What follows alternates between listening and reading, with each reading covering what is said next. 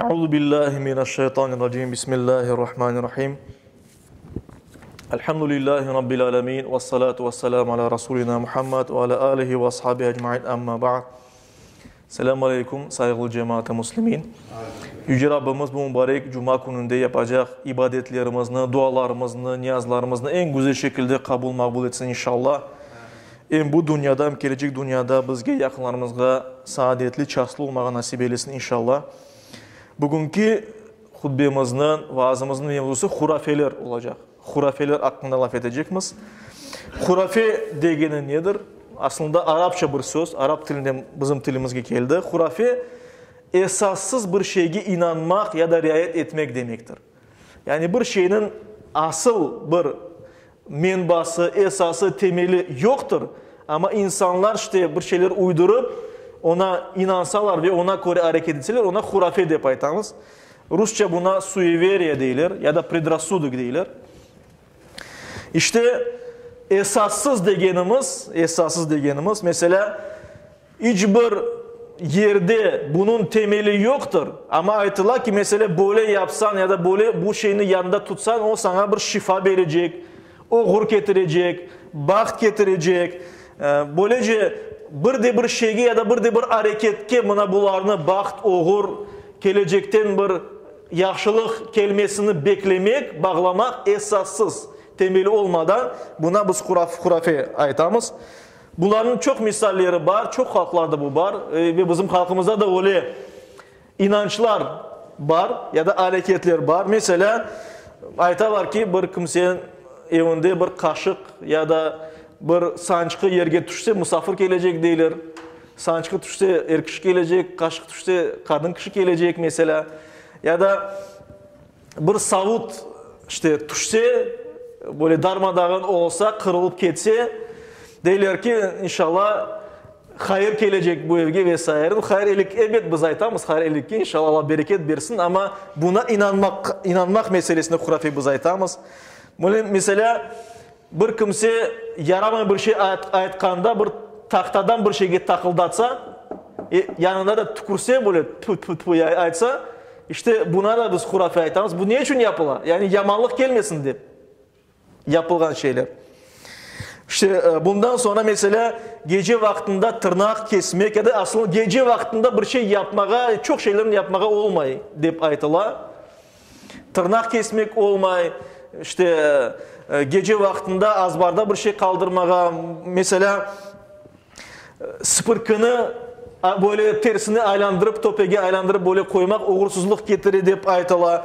Bosağa üstünde laf etmek, oturmak, bunun gibi şeyler demek ki bir uğursuzluk yarama şey getirir deyip düşünürler bazı insanlar, Müslümanım degen bazı insanlar. Ve buna ilave olarak başka şeylerini de koşmak mümkün. Mesela bir kimse falcı olan bir kimsenin yanına barsa, etniyeci, ırımcı ya da böyle türlü şaman ya da ekstrasens olan kimsenin yanına gitse ve onun aytkanlarına inansa, o aytsa mesela böyle yap sana yaxşı şeyler gelecek deyip aytsa ve türlü olmayacak bir hareketke bağlasa yaxşılıkның kelimesini. Bu demek ki bu da hurafedir aslında saygılı cemaat. Yani onun temeli yok. Dinimizde ya da akılımız tarafından bir temeli olmayan şeyge biz hurafe deyimiz. Şu cümlede mesela bir kimse kahve içindeki tevbelerge bakıp buna böyle olacak diye bir şey anlatsa o akılından böyle sıkıp ayta bulardı. Yani böyle uydura desek olur. Yani buna da inanmak olma çünkü bu esassız bir şeydir saygılı cemaat. İşte Arapça hurafe sözü asıl da onun manası uydurmadır. Yani hurafe sözünün asıl manası uydurmadır. Uydurulgan bir şey demektir. Ve dinimizde de biz hurafe deyip nege aytamız? Uydurulup insanların batıl olan şeylerge inanmalarıdır. Yani yanlış şeyge inansa bir kimse ona biz hurafe deyimiz. Çünkü dinimizde temeli yok, insan buna inana. Yani bunu hurafe ve bu aslında pek tehlikeli bir şeydir saygılı cemaat.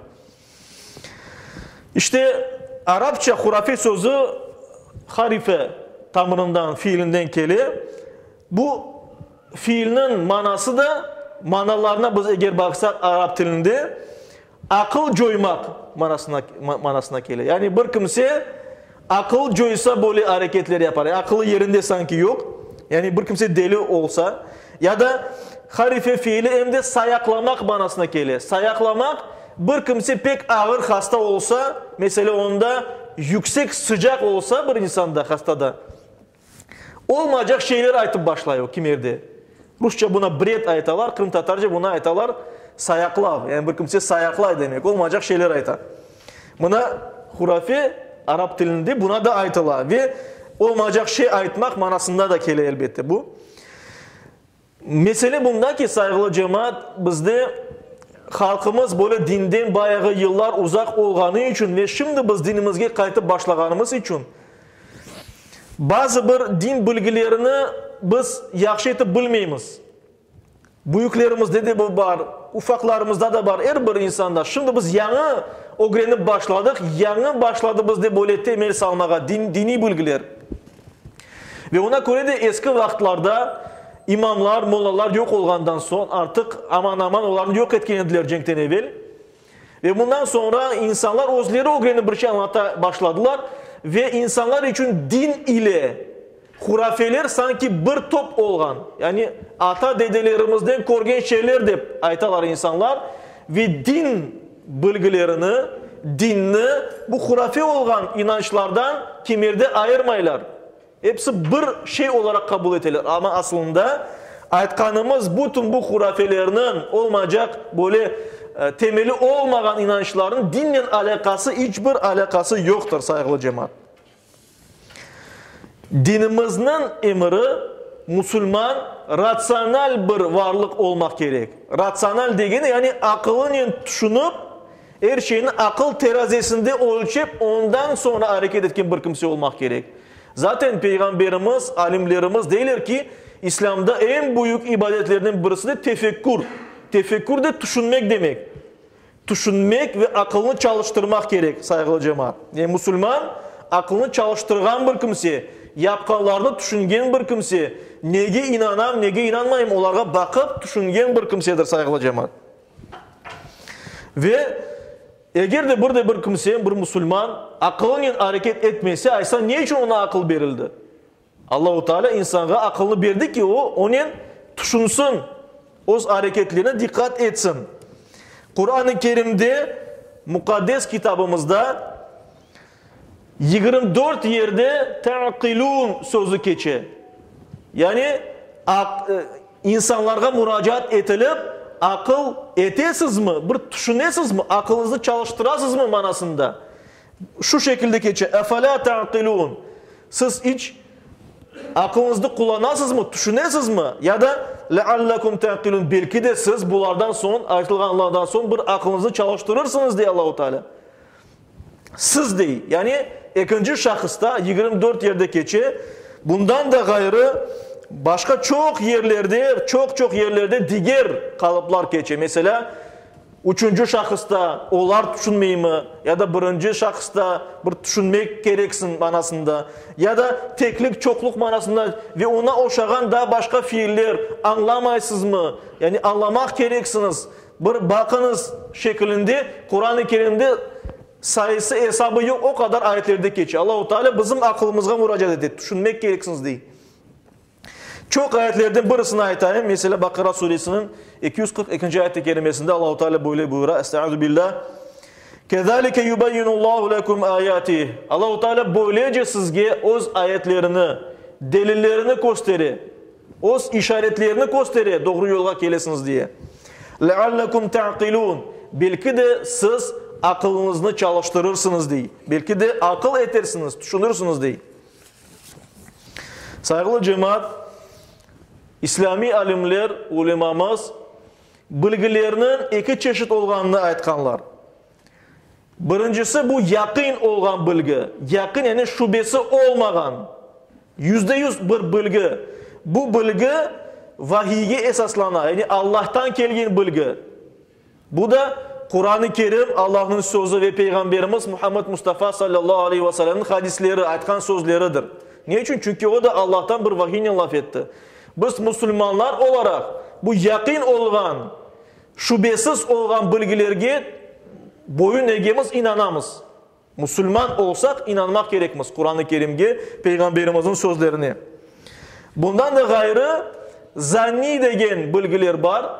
Zanni bu insanın düşüncesini, akılın çalıştırmasına bağlı olan bilgiler. Onlar doğru olması mümkün ve yanlış olması mümkün. Çünkü insan hatalı bir varlık ve kimerde hata da yapması mümkündür.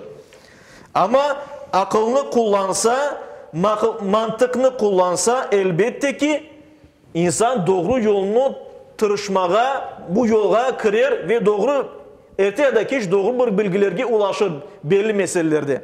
Mesela Kur'an-ı Kerim'ni ve hadislerini anlamak için de biz akılımızı kullanmak gerekmez. Diğer taraftan insanlar için faydalı olan şeylerini anlamak ya da tapmak ya da keşfetmek ya da insanlar için onlarını tapıştırmak için de akılını kullanmak gerek olan. Ve insan bu dünya imtihanından geçmek için o akılını kullanmak gerek elbet. Ve saygılı cemaat-i Müslümin, biz Kur'an-ı Kerim'de Peygamberimizin hadislerinde yakin olgan, yani şüphesiz olgan bilgilerge esaslanmagan ve akılımızga da ters kelgen esassız şeylerge inanmak ya da riayet etmek gerekmeyimiz. Bu boş şeydir, faydasız şeydir. Eğer biz görüyoruz ki Kur'an-ı Kerim'de, dinimizde, Peygamberimizin hadislerinde bir hareketin sözünün temeli yok. Başka taraftan akılımız neyde düşünüp baksak ki bu hareketinin yapkan ya da inançının asılı yok. Aysa biz niye için buna inanayak? Niye için bunlarını yapayak? Yani bundan uzaklaşmak gerek elbet. Ve biz Müslümanlar olarak anlamak gerekmez ki kimerde bu hurafe dediğimiz şeyler, inanganımız şeyler, onlar dinden de çıkarabilir insanı. Çünkü bir Müslüman neye inanır? Bir Müslüman inanar ki bu dünyada olan her şey Allah'tandır. Şifa da Allah'tan, yardım da Allah'tan, gayb gelecekinin bilgisini de ancak Allah bilir. Ve ona göre de bir esassız hareketke bağlamak bizim baktığımızı ya da şifa gelecek deyip ya da bir şey daha gelecek deyip, uğur gelecek deyip böyle şeylerge inanmak dinimizge ters gelgen şeylerdir ve dinden de çıkarmak gerek. Çıkarabilir. Yani bir kimse bunlarga inansa dinden çıkarması mümkün elbet. Ona göre de bir insan böyle hurafe olan şeylerge inangan olsa ya da onlarını yapkan olsa onlardan vazgeçmeye tırışmak gerek. İnanmayıp yapsa adet olarak o da dinimizge ters gelgen bir şeydir, günahtır. İnansa bu dinimiz, imanımızga ters gelgen bir harekettir ve ona göre de biz tövbe etmek gerekmez. Allah'tan bağışlaf dilemek gerekmez ve imanımızı taze etmek gerekmez. Yani kelime-i şehadet getirmek gerekmez saygılı cemaat-i Müslümin. Ve bileyik ki elbette bir insanın son nefesi pek mühimdir. Bir insan Müslüman olarak yaşap, Müslüman olarak vefat etmeye gerektir. Çünkü son nefesinde bir kimse Müslüman vefat etse inşallah o dünya imtihanından geçti. Allah'ın razılığına varacak ve cennetke varacaktır. Ve ona göre de böyle dinimizge gelişmeyen hurafelerden, inançlardan uzaklaşmak gerekmez. Bunu da kaydetmek gerek saygılı cemaat-i Müslümin elbet.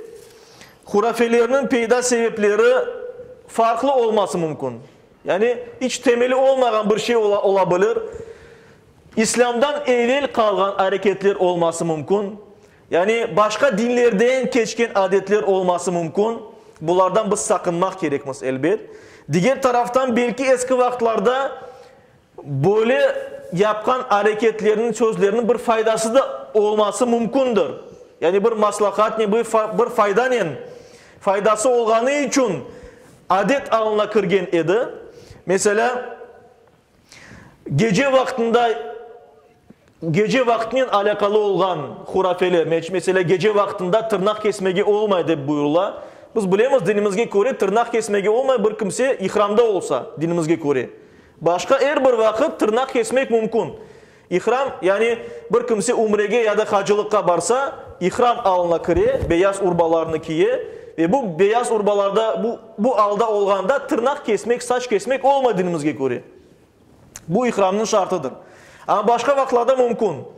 Şimdi bir kimse ne için gece vaktinde tırnağını kesmesin? Eski vaktlarda yani gece yapılan bütün hareketler gibi karanlık idi. Yaxşı belki böyle yarık menbası yok idi ve ona göre bazı bir insanlar ne yaparlar ki bir yara olmasın diye, bir zarar gelmesin diye, böyle kirlenmesin diye etraf yani aytılaydı ki gece yapmanız. Ve o vakitten kaldı bu. Ama günümüzde yani bunun kutmekten hiç bir manası kalmadı. Çünkü günümüzde bir kimse karanlık yerde varıp tırnaklarını ya da başka bir saçlarını vesaireni kesmemekte. Ve ona göre saygılı cemaat-ı muslimin her şeyini yapkan hareketlerimizin de akıl terazisinde ölçmek gerekmez. Dinimizin öğretkeni budur elbet. Yüce Rabbimiz her birimizge inşallah dinimizin öğretkenin doğrusunda iman esaslarına inanıp son nefesimizin Müslüman olarak bergenlerden olmağa nasip eylesin. Yaklarımızla beraber ve türlü hurafelerden